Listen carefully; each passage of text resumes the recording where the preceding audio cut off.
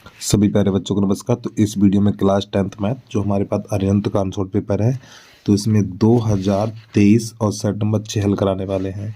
यदि आपने इससे पहले के वीडियो नहीं देखे हैं तो उन सभी वीडियो का लिंक इस वीडियो के डिस्क्रिप्शन बॉक्स में दे देंगे, तो वहाँ पर जाके आप देख सकते हो। और फिर भी आपको कोई वीडियो ना मिले तो आप कमेंट करके बता देना, उस वीडियो का लिंक आपके पास भेज देंगे। तो जानना ना समय लेते वीडियो की शुरुआत करते हैं। और प्यारे बच्चों, छोटी सी रिक्वेस्ट है भाई, यदि आप यूट्यूब चैनल पे पहली बार आए हो तो यूट्यूब चैनल को सब्सक्राइब करके बेल आइकन घंटे को प्रेस कर लीजिए, ठीक है। तो प्रश्न नंबर पहला हमारा, कौन सह अभाज्य संख्याओं का युग्म है? कौन सह अभाज्य संख्याओं का युग्म है? देखो, सहभाज्य संख्या क्या होती है? जिनका मासा एक होता है। जिन संख्याओं का मासा एक होता है वही हमारी सहभाज्य संख्याएं कहलाती हैं, ठीक है। अब जैसे कि देखो, यहाँ पे ये दोनों संख्याएं 5 से कटेंगी, 5 15 ना, ये 5 से कटेंगे तो ये गलत हो गया। ये 7 से कटेंगे, ये भी गलत हो गया। ये दोनों 31 से कटेंगे, ये भी गलत हो गया। अब ये दोनों किसी से नहीं कटेंगे तो इनका मासा एक हो जाएगा, तो इसका विकल्प नंबर ए वाला हमारा सही हो जाएगा, ठीक है। अब 100 यानी प्रश्न नंबर 2 है, 144 के अभाज्य गुणनखंड 144 के अभाज्य गुणनखंड में अभाज्य गुणनखंडों की घातों का योग कितना है ये बताना है। तो इसके आपको अभाज्य गुणनखंड काट दीजिए। चलिए समझिएगा इसको।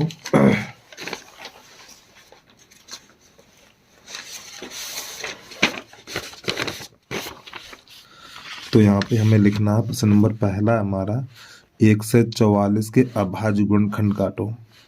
तो 2 सत्ते 14, 2 दूनी 4, 2 तिया 6, 2 छंग 12, ये हो जाएगा 18, 2 नेम 18, फिर 3 से कटेगा, 3 तिरका 9 और 3 एकन 3। यहाँ पे देखो कितनी बार है, 1 2 3 4 5 6, यानी इसको मैंने 6 बार काटा, आंसर 6 आ गया। लगा दो खटाक से टिक, ठीक है। चलिए अगला देखिएगा, प्रश्न नंबर 4 है हमारा। ये वाला प्रश्न नंबर 2 था, ठीक है। प्रश्न नंबर 4 यहाँ पे लिखा हुआ है 2x + 3y बराबर 18, फिर x - 2y बराबर 2। इसमें x और y का मान ज्ञात करना है हमें। तो प्यारे बच्चों, ये 1 कर लो, ये 2 कर लो, ठीक। विलोपन से हल कर दो। तो देखो यहाँ पर 2 है तो 2 का गुणा यहाँ मारो। यहाँ पे 3 है, देखो यहाँ पे 2 है तो 2 का गुणा 1 में करो। यहाँ पे 3 है तो इसमें 3 गुणा करो। तो 2 का गुणा इन सब में करो। 2 दूनी 4x प्लस 2 तिया 6y और 18 दूनी 36। यहाँ पे 3 गुणा करेंगे, 3 का x में करेंगे 3x, इसका इसमें करेंगे 3 दूनी 6y और बराबर 6 हो जाएगा, ठीक है। एक बार फिर समझो, 2 दूनी 4, 2 तिया 6, 2 का 18 में करेंगे 36, 3x और 3 दूनी 6 और 3 दूनी 6। अब इससे ये मारा जाएगा तो ये हो जाएगा हमारा 7x और बराबर ये बन जाएगा 42। 7 एकन 7, 7 छक्का 42, x बराबर निकला 6। ये वाला मान 1 या 2 में लगा दो। 1 में रखने पर तो x बराबर 6 है, तो इस x बराबर 6 को कहाँ पे लगाना? यहाँ पे लगाना है, ठीक है। तो 6 दूनी 12 हो जाएगा हमारा। 12 + 3y बराबर 18, 12 को उधर भेजिए।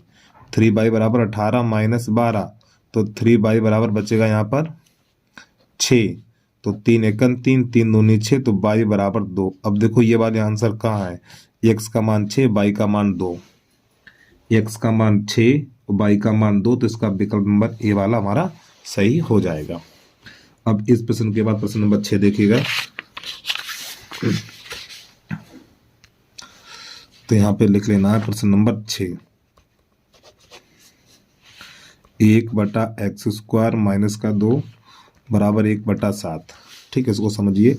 तो इसका गुणा इसमें करना है और इसका इसमें करना है। तो x² - 2 बराबर 7, इस 2 को उधर भेजिए। तो x² बराबर 7 + 2, तो x² बराबर हो जाएगा 9। यहाँ से घात हटेगी तो अंडर लग जाएगा। तो x बराबर √9। और प्यारे बच्चों, यहाँ पे आपको प्लस माइनस का चिन्ह लिखना पड़ेगा, ठीक है। तो x बराबर प्लस माइनस ये √9 को लिखा जाएगा 3, ठीक। ये आ गया प्रश्न। ये कहाँ पर मिलेगा हमें? ये वाला सी वाला हमारा सही हो जाएगा, ठीक। प्रश्न नंबर 7 देखिएगा। एक बार प्रश्न दिखा दें मैं आपको।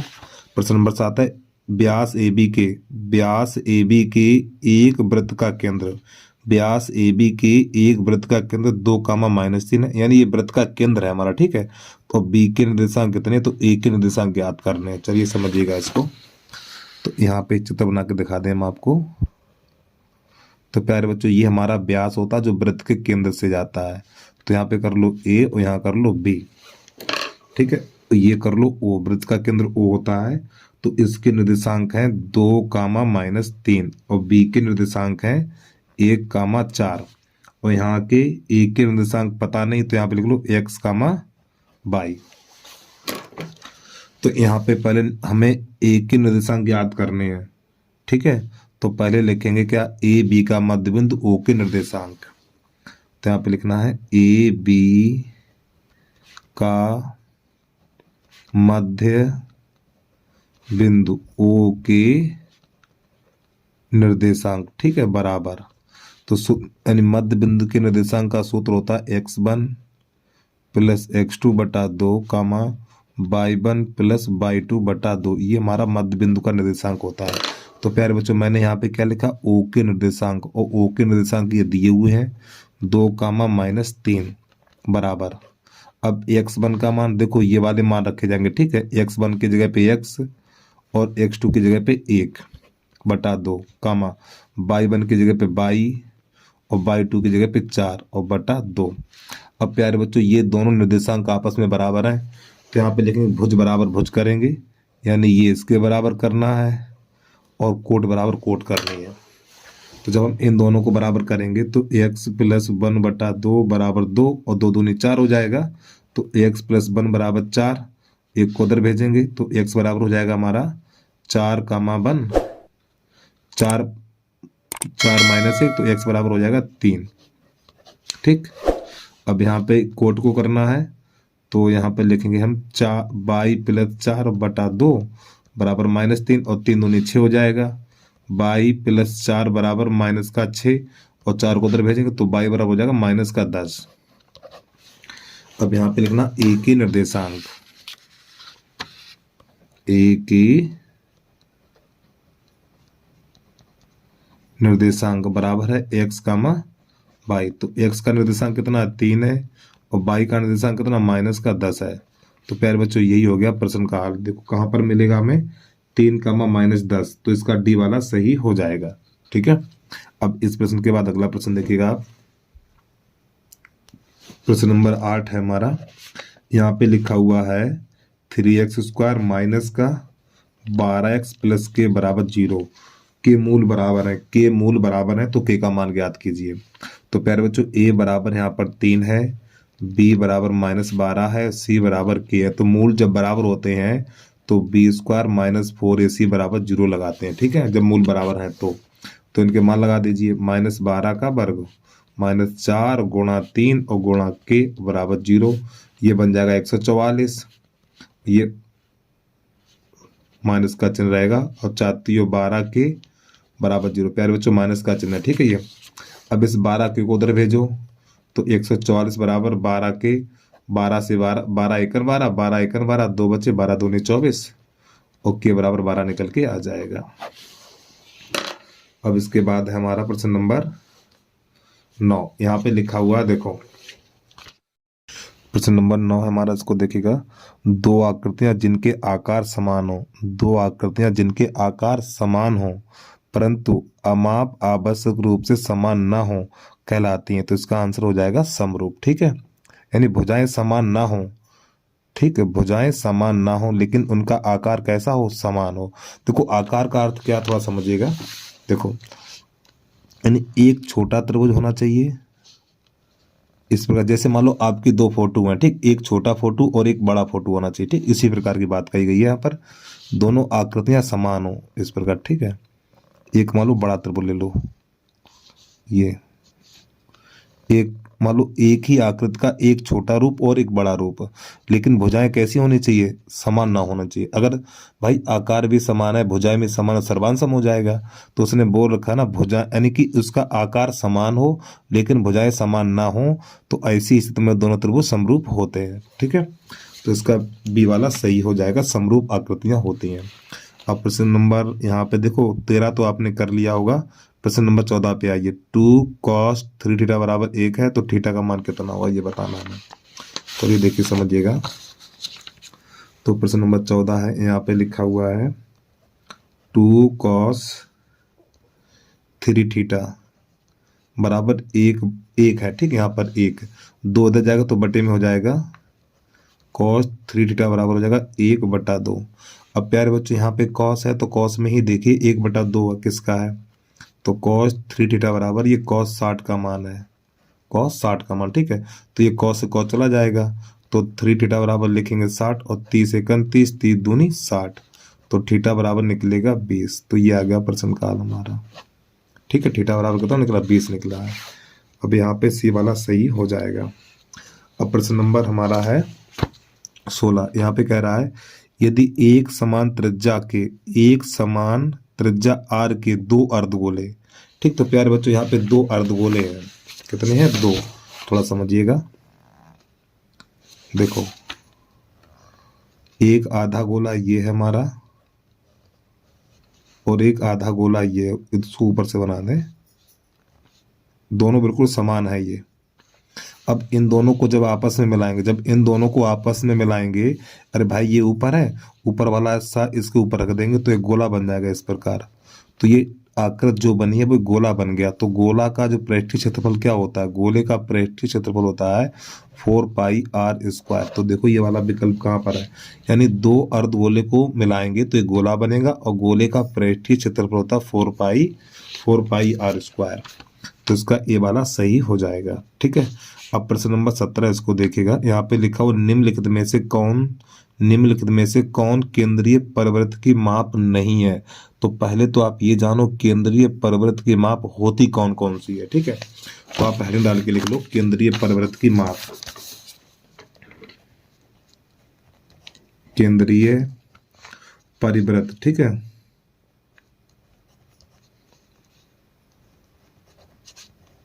की माप कौन कौन सी होती है देखिएगा बेटा, बहुलक होती है, फिर इसके बाद माध्य, फिर इसके बाद माध्यक। ये हमारे देखो माध्यक को माध्यिका कहते हैं और माध्य को समांतर माध्य कहते हैं, ठीक है। तो ये हमारी केंद्रीय परिवृत्त की माप होती हैं और इनके अलावा जो आपको दिख जाए वो केंद्रीय परिवृत्त की माप नहीं होती है।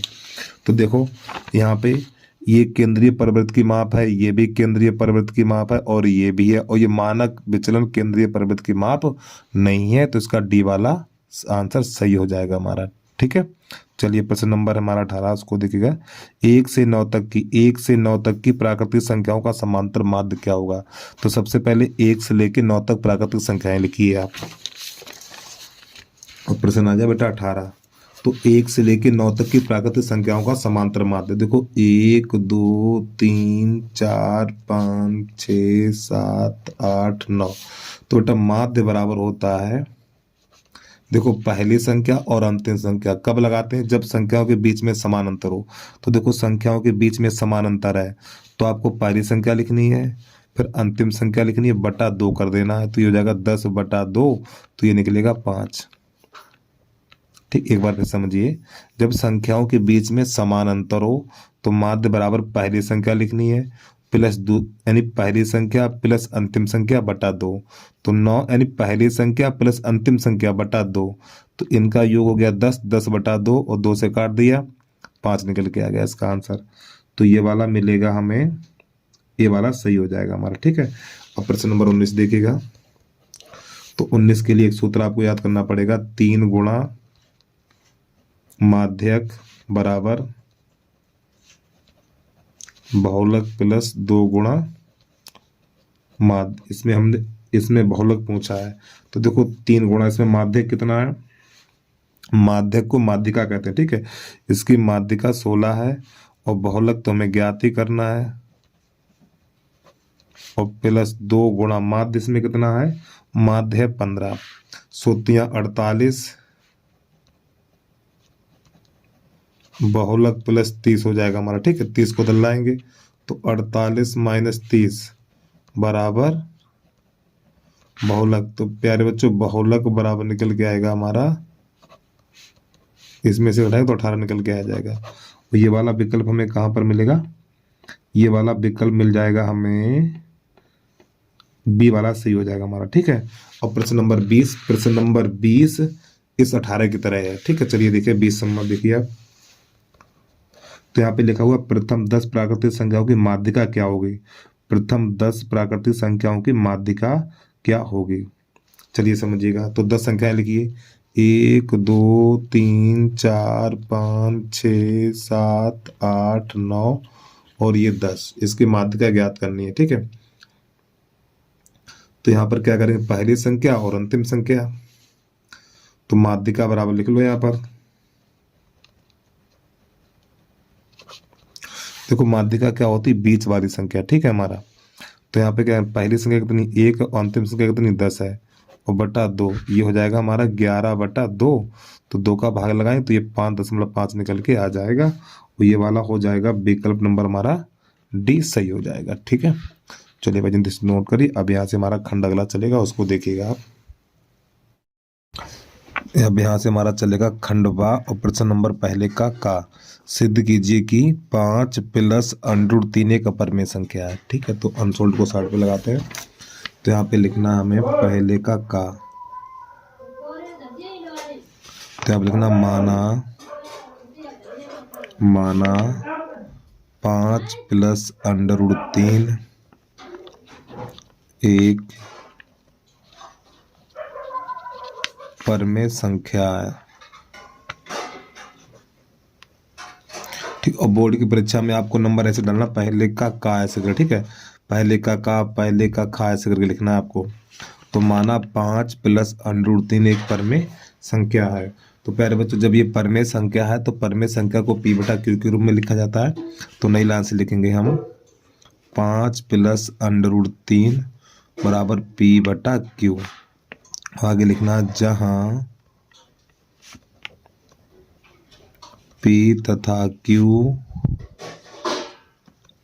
सह अभाज्य पूर्णांक है, या आप लिख सकते हो सह अभाज्य संख्याएं हैं। ठीक है, सह अभाज्य संख्याएं हैं। ठीक, सहभाज्य संख्या क्या होती है, जिनका मासा 1 होता है, सहभाज्य संख्याएं कहलाती हैं। फिर नई लाइन से लिखना आपको q ≠ 0। अब यहाँ पे क्या करना है, इस 5 को उधर भेजेंगे तो जगह √3 बराबर p/q - 5। अब इसका गुणा इसमें करेंगे तो √3 बराबर p - 5q/q, इस प्रकार। ठीक, तो नई लाइन से लिखना है p - 5q/q एक परमेय संख्या है, इसलिए √3 भी एक परमेय संख्या है, लेकिन विरोधाभास प्रमेय से √3 एक अपरमेय संख्या है। अतः 5 + √3 भी एक अपरमेय संख्या है। ठीक, तो इस प्रकार ये प्रश्न हमारा हो जाता है हल। अब इस प्रश्न के बाद अगला प्रश्न देखिएगा, वीडियो को रोक के आराम से नोट कर लिया करो। ठीक है, अगला प्रश्न देखिएगा, पहले का कबूतर, खा खरगोश आएगा। ठीक हमारा,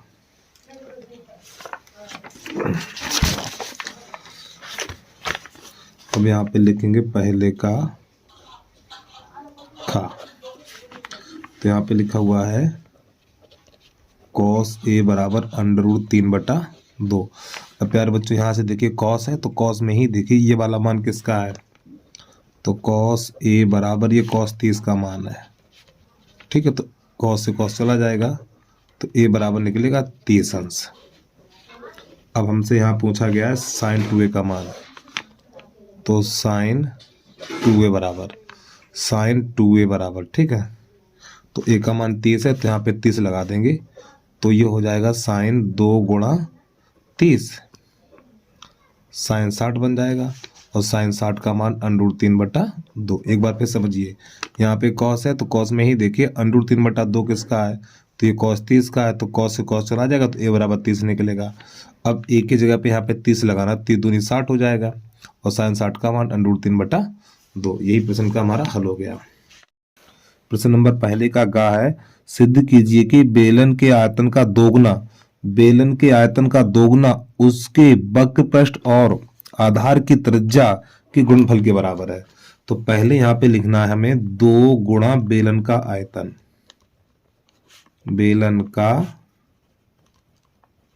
आयतन और बराबर बेलन का वक्र पृष्ठ, ठीक है, और त्रिज्या का गुणनफल। अब ये दोनों पक्ष आपस में कहीं नहीं होने चाहिए, दोनों पक्ष आपस में बराबर होने चाहिए भाई, ठीक है।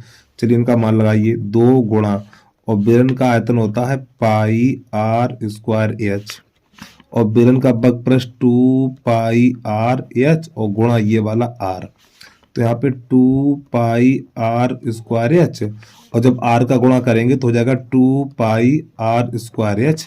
अब देखिए दोनों मान कैसे निकले, बराबर निकले, बस यही हमें सिद्ध करना था इस प्रश्न में, ठीक है। तो उम्मीद है आपको समझ में आ गया होगा। अब इसके बाद गा गमला दिखेगा, इसमें माध्यिका ज्ञात करनी हमें। तो यहाँ पे घा गढ़ी है हमारा, यहाँ पे लिखा हुआ वर्ग अंतराल,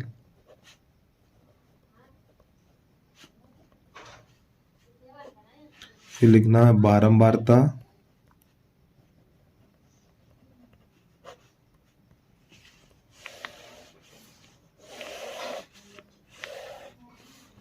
यहाँ पे 0 से 10, 10 से 20, 20 से 30, 30 से 40, 40 से 50, ठीक है। बारंबारता में लिखना है यहाँ पर 2, 8, 30, 15 और ये 5। अब इसकी माध्यिका ज्ञात करनी, तो माध्यिका ज्ञात करने के लिए निकालते हैं संचयी बारंबारता, ठीक। तो यहाँ पे लिखना है संचयी वार्ता। तो पहले 2 लिखिए, इस 2 में ये 8 जोड़िए 10, 10 में ये 30 जोड़िए 40, और 40 में ये 15 जोड़िए 55, और 55 में 5 जोड़िए 60। अब ये हमारा मान हो जाता है n का, ठीक है। तो आपको n बराबर लिखना है 60, n बराबर 60 लिखना, फिर निकालना n/2, तो n/2 बराबर 60/2, तो ये निकलेगा हमारा 30, ठीक है, यानी 30 निकल के आएगा। अब आपको ये देखना है 30 कहाँ पर मिलेगा, ये 30 किसके बीच में मिलेगा, तो देखिएगा। तो प्यारे बच्चों 30 हमें यहाँ पर मिलेगा, 30 यहाँ पर मिलेगा, तो इसके सामने ये वाला हो जाएगा f, और ये बन जाएगा l, और इससे ऊपर हो जाएगा हमारा CF, ठीक है। एक बार फिर समझिए, पहले हम संचयी बारंबारता निकालेंगे, संचयी बारंबारता निकालने के बाद आपको n का मान मिल जाएगा, ये वाला n का मान होता है, फिर निकालना है n/2। तो जब n/2 निकालेंगे तो यहाँ पर बचेगा 30। अब आपको ये बताओ 30 किसके अंदर आएगा, 30 40 में मिलेगा, तो 40 से ऊपर CF, फिर इसके सामने F और इसके सामने L। अब यहाँ पे लिखना, और एक बात देखिए, वर्ग अंतराल में कितने कितने का अंतर है, वर्ग अंतराल में 10 का अंतर है, तो H बराबर यहाँ पे 10 लिख दो। तो नई लाइन से लिखना माध्यक बराबर या माध्यिका बराबर, माध्यक या माध्यिका एक ही बात है, माध्यिका बराबर सूत्र होता है हमारा L + n/2 माइनस CF/F और इंटू H, ये सूत्र होता है। L की जगह पे 20 लगाना है, प्लस n/2 की जगह पे 30, और CF की जगह पे 10 लगाना है, बटा और F की जगह पे 30 लगेगा हमारा, और इस H की जगह पे H है तो H की जगह पे 10 लगाना है। तो प्यारे बच्चों ये 0 से 0 चला जाएगा, तो 20 प्लस यहाँ पे बचा हुआ हमारा 20, तो ये हो गया, फिर यहाँ पे 20 ही बचा हमारा, 20 और बटा 3, और 3 का भाग 20 में लगाएंगे, तो 20 प्लस हो जाएगा 3 × 6 = 18, 0.6 ये चलता रहेगा, यानी खत्म ही नहीं होगा। तो 20 प्लस, अब ये वाला 6 हटेगा तो यहाँ पे 7 लिख दिया जाएगा, 6.67। अब इसको जोड़ेंगे तो हो जाएगा 26.67। तो ये हो गया प्रश्न का आंसर। ठीक है, एक बार हम उत्तर चेक कर लें, क्योंकि कुछ अनसोल्ड के आंसर मैच नहीं होते हैं। हाँ ठीक से हिंदी नोट कर लीजिए। अब इसके बाद अगला प्रश्न देखिएगा। और प्यारे बच्चों बता दूं, ये कागज घर पे पड़े हुए थे, थोड़ा मैंने आज उन्हीं का यूज कर लिया है। ठीक, इसलिए गंदे कागज है। फिलहाल आपको दिखाई सही दे रहा होगा। अगला प्रश्न देखिएगा। प्रश्न नंबर पहले का 5वां है, उस बिंदु के निर्देशांक ज्ञात कीजिए। बिंदु इतने इतने को मिलाने वाले रेखाखंड 2:3 के अनुपात में विभाजित करता है। ठीक है, तो यहाँ पे अंतर विभाजन वाला सूत्र लगा देंगे हम। प्रश्न नंबर पहले का देखो भैया, बोर्ड की परीक्षा में पहले का नंबर ऐसे के डाल के आना है आपको, डा नहीं डालना खाली। ठीक, पहले का डा ऐसे डालिए आप, और पूरी कॉपी पे कहीं भी लिखिए, कोई दिक्कत नहीं है। चलिए समझिए क्या करना है इसमें। तो पहले लिख लो बिंदु, बिंदु है हमारे -1,7 और 4,-3। ठीक, और अनुपात अनुपात है हमारा 2:3। तो यहाँ पे लिखेंगे नई लाइन से, निर्देशांक बराबर m1 x2 m2 x1 बटा m1 plus m2, m1/2 m2/1 बटा m1 प्लस m2। तो प्यारे बच्चों ये हमारा सूत्र होता है। मान लगा दीजिए, m1 का मान 2 और x2 का मान है हमारा 4। देखो यहाँ पे ऊपर लिख दें, काफ़ी बच्चे नहीं समझ पा रहे होंगे। ये वाला x1 का मान होता है, ये y1 का, ये x2 का, और ये y2 का, ये वाला मान ये m1 का, ये वाला मान m2 का।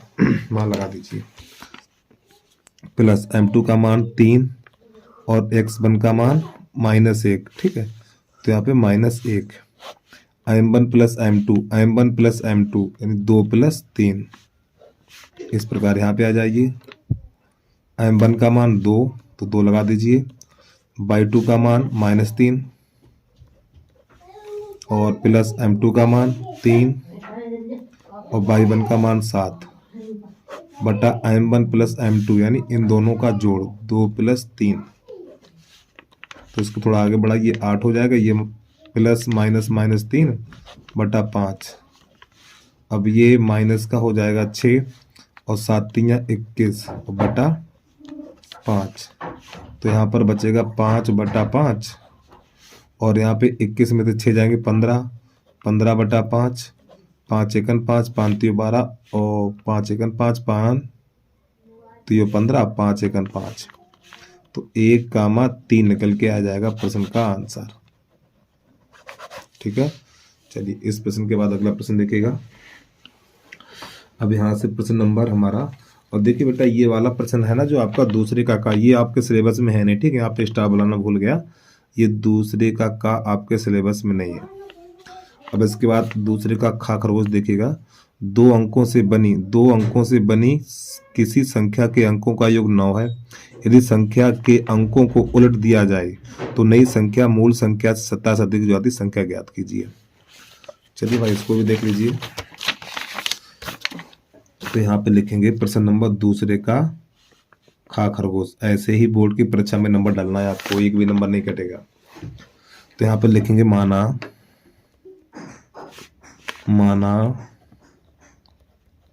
इकाई का अंक बराबर बाई दहाई का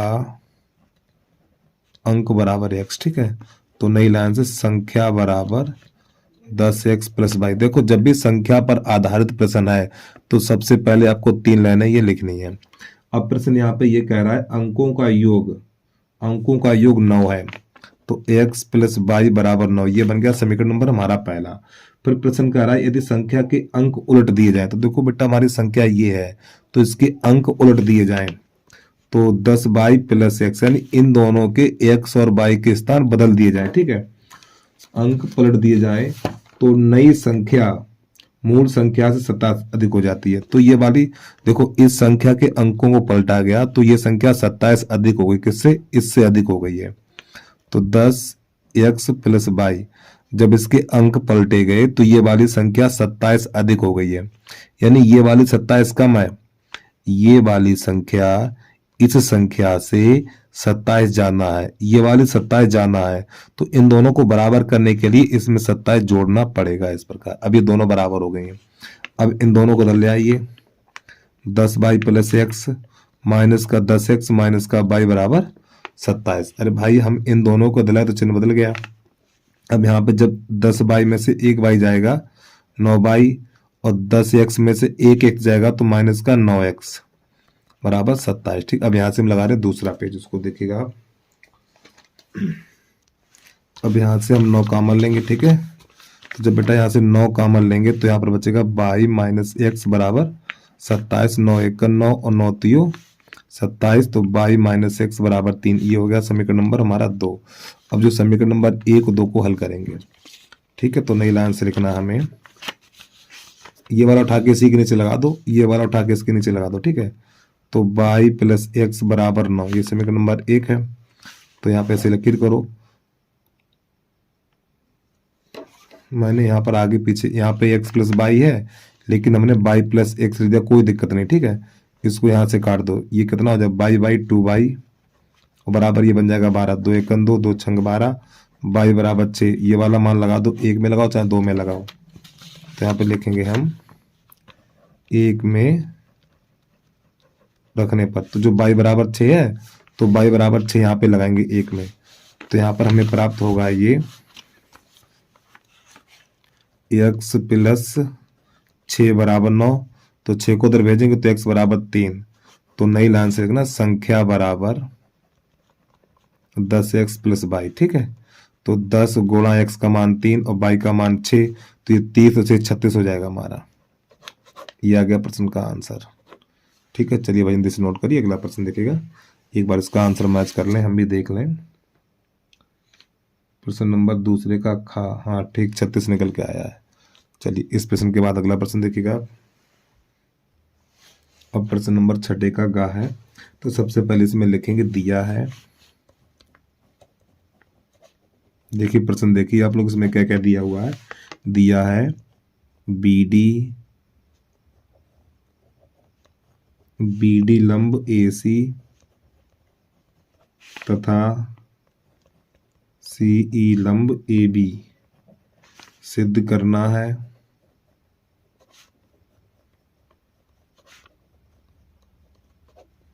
सिद्ध करना है त्रिभुज AEC और समरूप त्रिभुज ADB, ये सिद्ध करना, ठीक है।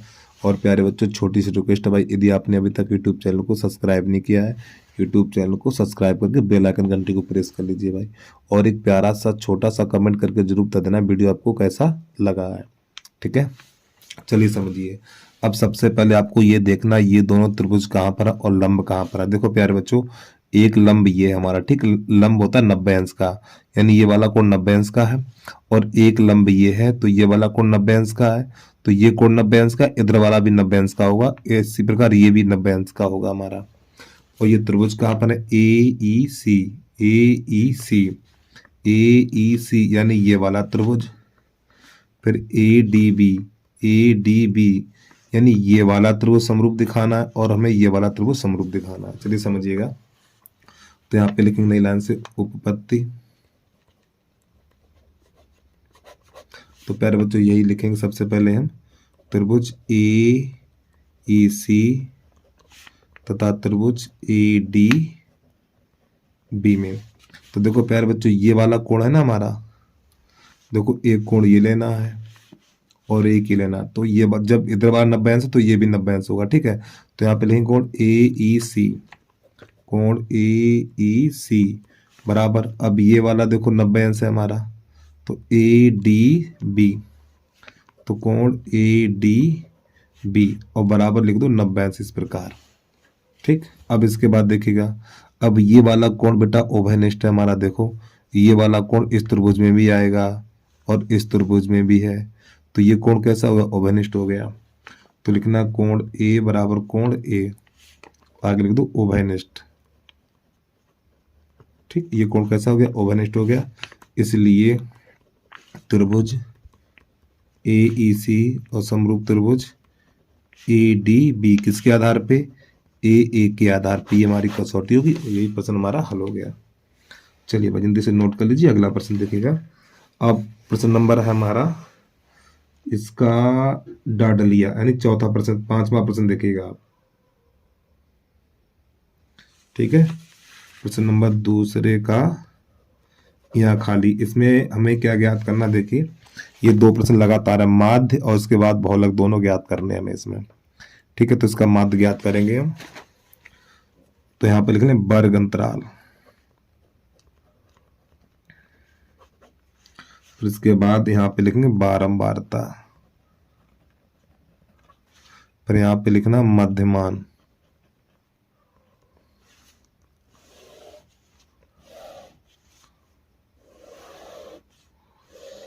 यहाँ पे लास्ट में लिखा जाएगा x इंटू एफ। तो प्यारे बच्चों ये वाला कॉलम एफ का होता और ये वाला x का होता। ठीक है, तो वर्ग अंतराल में लिखना 0 से 10, फिर 10 से 20, 20 से 30, 30 से 40 और 40 से 50। ठीक है, यहाँ पे लिखना 5, यहाँ 12, 25, 10 और ये 8।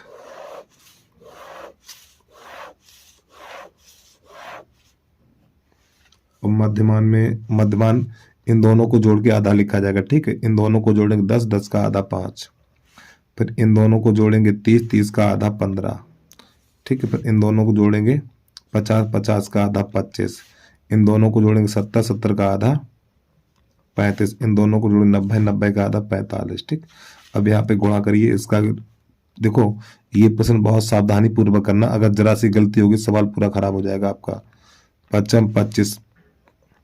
ठीक है, अब जब इसका गुणा इसमें करें तो 180 बन जाएगा ये हमारा, और 25, 25 हम 625, और ये हो जाएगा 350। और जब इसका इसमें गुणा करेंगे तो देखो 8 पन्ना 40 की 0 हासिल, 8 पन्ना 40 की 0 हासिल 4, 8 चौक 32, 32 और 4 36। अब इसको जोड़ेंगे। ठीक, इसको तो नहीं जोड़े, और इसका जोड़ कर लाएगा, यहाँ पे लिख दो सिग्मा XF बराबर, जोड़िए 5, 5, 10, 10 की 0 हासिल 1, 8 2 10, 10 2 12, 12 और 5 17, 17 और 6, एक बार फिर देखो 8 2 10, 10 2 12, 12 5 17, 17 से 23 और 1 24 हासिल 2, 6 और 1 7, और 7 और 3 10, 3 13 और 13 2 15। ठीक, 2 हासिल लगी थी, तो इसका जोड़ आएगा 1540। अब इसके बाद बारंबारता को जोड़ना है, तो यहाँ पे लिखेंगे सिग्मा F बराबर। तो जब इसको जोड़ेंगे तो प्यारे बच्चों देखो ये 5, ये 30, तो ये बन गया 30, ये बन गया 30, 30 40। ठीक, 40 20 60। ठीक, इतना बन जाएगा। तो नई लाइन से लिखना सूत्र हमारा समांतर माध्य बराबर सिग्मा XF बटा सिग्मा F। इसमें मान लगा दीजिए, इसका मान है 154 यानी 1540, और ये हमारा 60 है। 0 से 0 कट जाएगा। अब ये काटो 12 से, समांतर माध्य बराबर 154 बटा 6, पहले से काटो, 2 से काटो, 2 3 6, 2 7 14, 2 3 6, 2 7 14, फिर 2 7 14, इतना बचा हुआ हमारा। ठीक है, अब यहाँ पे जो बचा हुआ समांतर माध्य बराबर 77 बटा 3 बचा है। अब इसका से भाग लगाओ, तो भाग दो, ध्यान समझना, 3 दूनी 6, यहाँ पे बचा 1, तो यहाँ पे हो गया 17, 3 पंजे 15 दशमलव, यहाँ पे बचा 2, फिर 3 छक 18, 3 छक 18 चलता रहेगा। ठीक, तो यही आ जाएगा प्रश्न का आंसर। अब इस 6 की जगह पे आप 7 भी कर सकते हो। ठीक है, चलिए बात जल्दी से नोट कर लीजिए, एक बार हम आंसर मैच कर लें इसका क्या दे रहा है। हाँ ठीक, देखो बेटा जब 3 का भाग इसमें लगाएंगे तो पीछे 6 6 6 चलता रहेगा, ठीक है। तो जब ये 6 6 चलेगा तो यहाँ पे 7 आ जाएगा हमारा। और वैसे अब 66 छोड़ दो, कोई गलत नहीं करेगा आपका, ठीक है। चलिए भाई, इस प्रश्न के बाद अगला प्रश्न देखिएगा। प्रश्न नंबर दूसरे का अच्छा है। तो इसमें बहुलक ज्ञात करना है, ठीक। तो बहुलक ज्ञात करने के लिए बारंबारता में जो सबसे बड़ी संख्या होती है, बारंबारता में जो सबसे बड़ी संख्या होती है उसके सामने लिखते हैं F1, फिर इससे ऊपर लिखेंगे F0, फिर इससे नीचे लिखेंगे F2, फिर F1 के सामने लिखेंगे L बराबर 3 हो जाएगा हमारा, ठीक है। एक बार फिर समझिए। बहुलक ज्ञात करने के लिए बारंबारता में जो सबसे बड़ी संख्या होगी 8 है, तो 8 के सामने F1, फिर इससे ऊपर F0, फिर इससे नीचे F2 लिखेंगे, ठीक है। और इसके सामने लिखेंगे L। अब हमारा सूत्र उसको देखिएगा। तो यहां पे लिखना है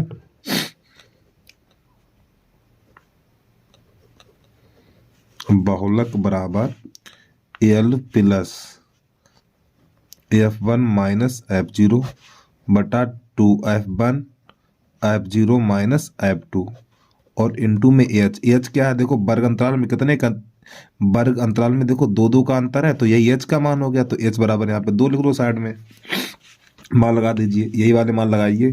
L की जगह पे यहाँ पे 3 लगाना है, प्लस F1 की जगह पे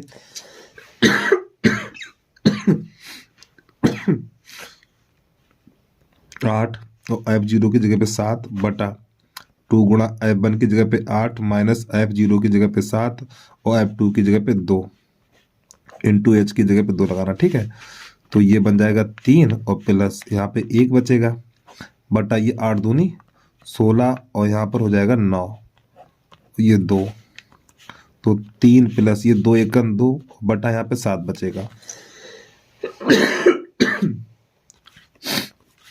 अब यहाँ पे 7 का भाग 2 में लगाएंगे, ठीक, इधर लगा के दिखा दें मैं आपको। तो देखो भाग का बिंदु यहाँ पे 0 हो जाएगा और 7 दूनी 14, यहाँ पे बचा 6, फिर एक 0 बढ़ा लो और 7 8 56, ठीक, बस इतना ही रखो। तो इतनी बात चला गया। तो 3 प्लस 0.28 इसे जोड़ेंगे तो 3.28 निकल के आ जाएगा। और देखिए हमारा जो आंसर यहाँ पे 28 निकला। यहाँ पे एक अंक आगे पीछे हो जाए कोई दिक्कत नहीं, ठीक, 28 हो जाए, 27 हो जाए, 29 हो जाए, कोई काटने वाला आपका प्रश्न नहीं है, ठीक है। प्रश्न हमारा सही है, जल्दी से नोट कर लीजिए, क्योंकि दशमलव वाले जो प्रश्न होते हैं तो उसमें लास्ट वाला अंक एक कम ज्यादा हो जाता है। चलिए इस प्रश्न के बाद अगला प्रश्न देखिएगा। तो प्रश्न नंबर तीसरे का अथवा है, यहाँ पे लिखा हुआ 2 वर्गों के क्षेत्रफलों का योगफल 117 वर्ग मीटर है। यदि उनके परिमापों का अंतर 12 मीटर हो तो दोनों वर्गों की भुजाएं ज्ञात कीजिए।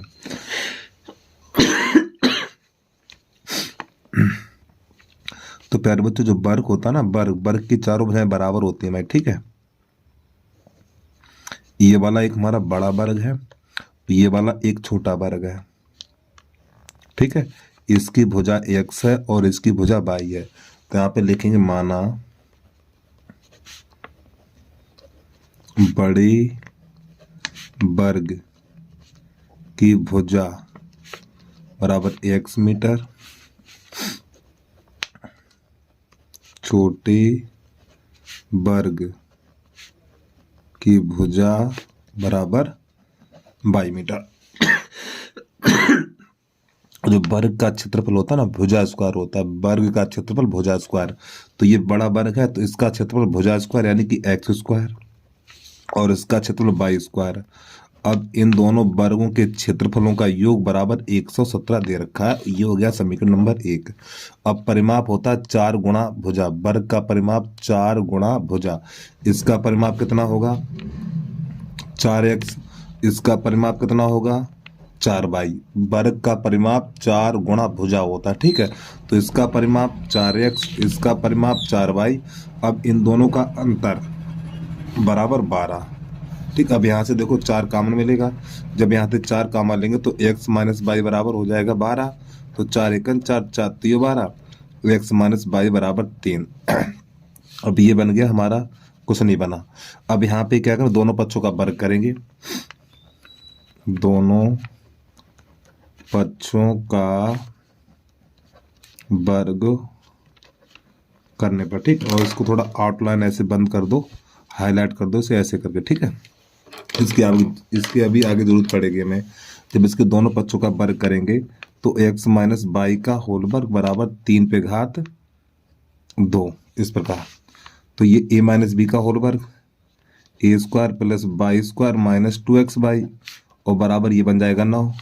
अब प्यारे बच्चों X square plus B square का मान देखो ऊपर दिया हुआ 117, तो इसकी जगह पे लगा देंगे 117। 117 माइनस 2x बाई बराबर 9। अब इसको उधर भेजिए तो माइनस का 2x बाई बराबर 9 माइनस का 117 माइनस का 2x बाई बराबर, अब 17 में से 9 जाएंगे तो बचेगा 8, तो यहाँ पर रह जाएगा हमारा 10, ठीक। और अभी माइनस का बचेगा, माइनस से माइनस चला जाएगा, फिर 2 एकन 2, और ये बनेगा हमारा 2 पंजे 10 2 चौकू 8, तो x बाई बराबर 54। अब यहाँ पे जरा ध्यान समझिएगा, इस 54 के ऐसे गुणनखंड काटो, इस 54 के ऐसे गुणनखंड काटो घटाने पर 3 मिले।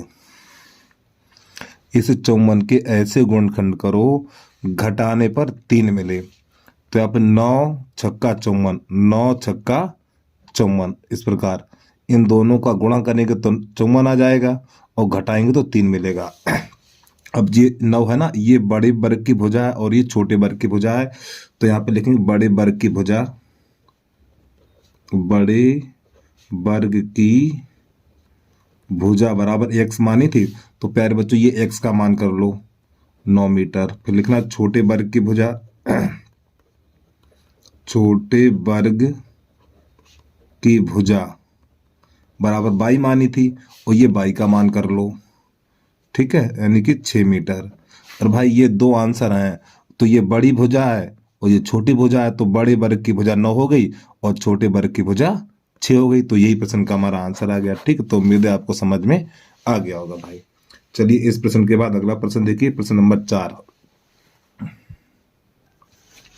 अब आ गया बेटा प्रश्न नंबर 4, इसको देखिएगा। प्रश्न नंबर 4 है, 60 मीटर ऊंची एक मीनार की चोटी से एक मकान की छत और आधार के अवनमन कोण क्रमशः 45-60 अंश है।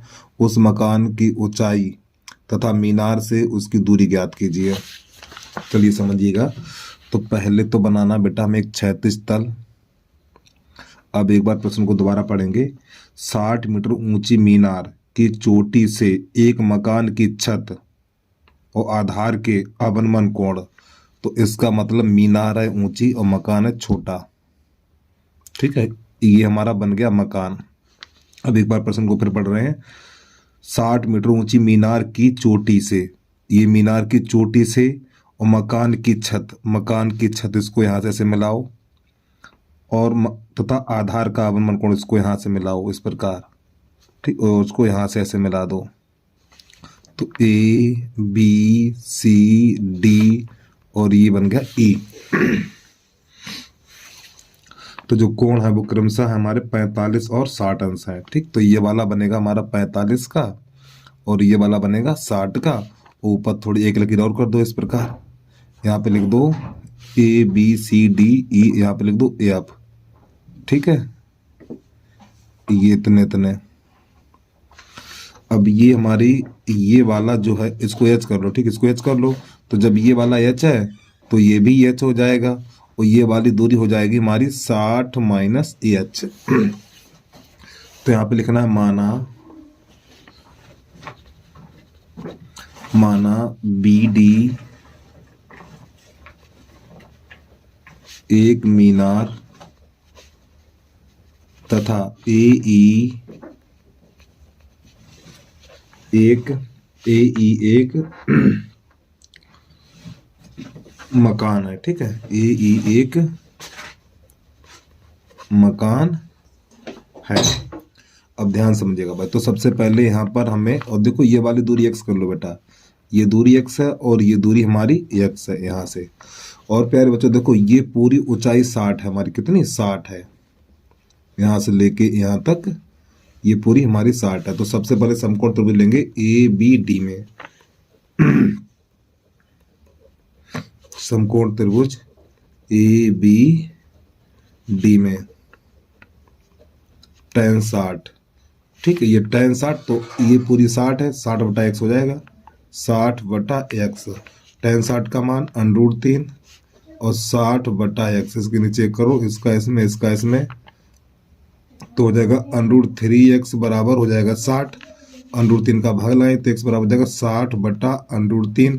अब ऊपर नीचे √3 का कर दो गुणा, तो x बराबर हो जाएगा 60 √3 और बटा 3 हो जाएगा, और ये 20 हो जाएगा हमारा, x बराबर 20 √3 मीटर।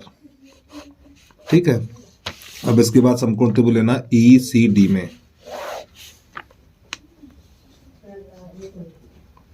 समकोण त्रिभुज ई सी डी में तो आपको लिखना है tan 45, तो ये h माइनस वो 60 माइनस एच बटा एक्स। tan 45 का मान 1, 60 माइनस एच, और प्यारे बच्चों x की जगह पे ये वाला मान लगा दो यहाँ पर 20 √3, इसके नीचे कर लो, इसका गुणा इसमें, इसका इसमें, तो जब इसका इसमें गुणा करेंगे तो बन जाएगा 20 √3 बराबर 60 माइनस एच। अब यहाँ पे क्या करना है, इस h को इधर ले आओ और 20 √3 को इधर ले जाओ, तो h बराबर हो जाएगा 60 माइनस 20 √3 कितना। अब यहाँ से h 20 कामन ले लो, जब यहाँ से 20 कामन लेंगे तो यहाँ पर बचेगा हमारा 3 माइनस √3 मीटर। तो नई लाइन से लिखना है आपको, ये हमारी मीनार और ये मकान है, तो यहाँ पे लिखना है मीनार तथा मकान के बीच की दूरी। देखो मीनार और मकान के बीच की दूरी कितनी, x है, और x का मान ये निकला 20 √3 मीटर। फिर लिखना मकान की ऊंचाई, मकान की ऊंचाई, और मकान की ऊंचाई कितनी h है, और h का मान हमारा ये निकला। ठीक है, तो एक बार प्रश्न का आंसर मिला लें, फिर आप नोट कर लीजिए जल्दी से। ठीक, सही निकले हमारे। अब इसके बाद इसका अथवा देखिएगा। ठीक है, प्रश्न नंबर अथवा चौथे का अथवा उसको देखिए। तो प्रश्न नंबर है हमारा चौथे का अथवा।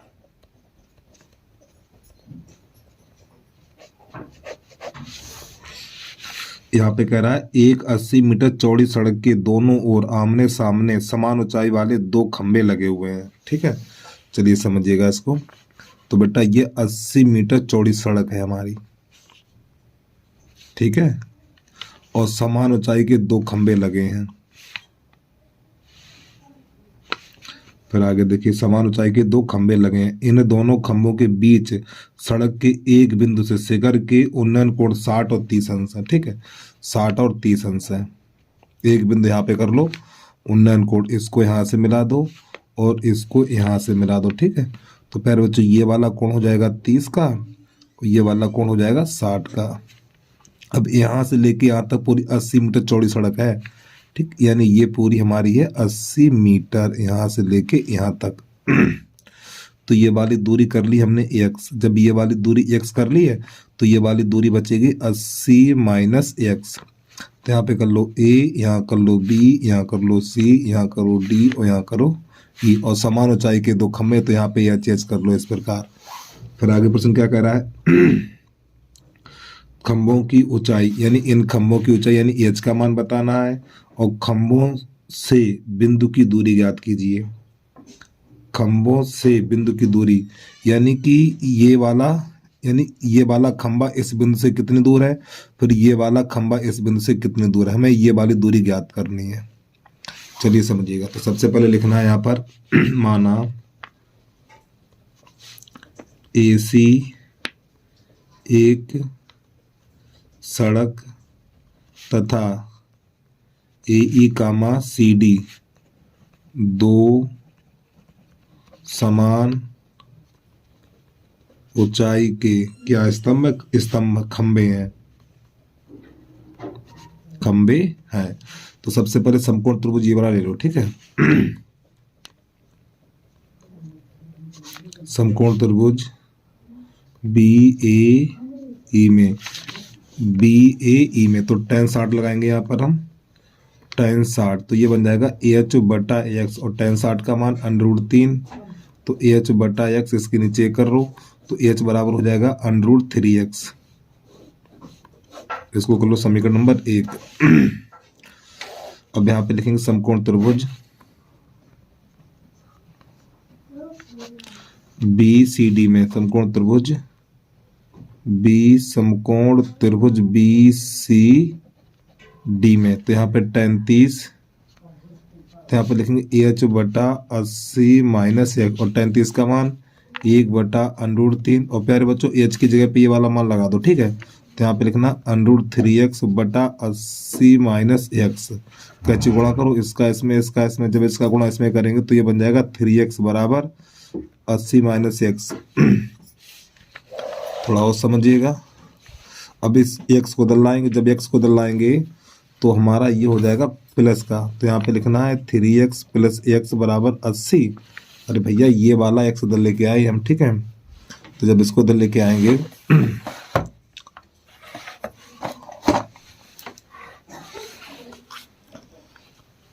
तो ये प्लस का हो जाएगा, तो हो जाएगा 4x बराबर 80, ये हो जाएगा 4 एकन 4 और 4 दूनी 8, तो x बराबर 20 निकलेगा हमारा, ठीक। और ये वाला मान समीकरण नंबर 1 में लगा दो, समीकरण नंबर हमारा है तो यहाँ पे लगा देंगे हम 1 में, तो यहाँ पे लिख दो इसके सामने 1 में रखने पर, तो इसकी जगह पे x का मान लगाएंगे तो ये 20 √3 हो जाएगा हमारा, तो h बराबर हो जाएगा 20 √3 मीटर, ठीक। और ये बेटा निकलेगी हमारी क्या, मकान की ऊंचाई।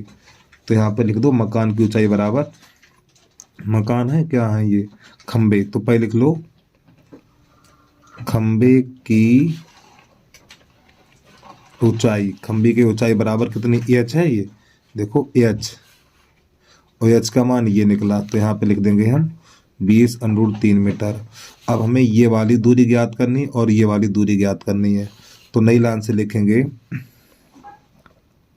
बिंदु B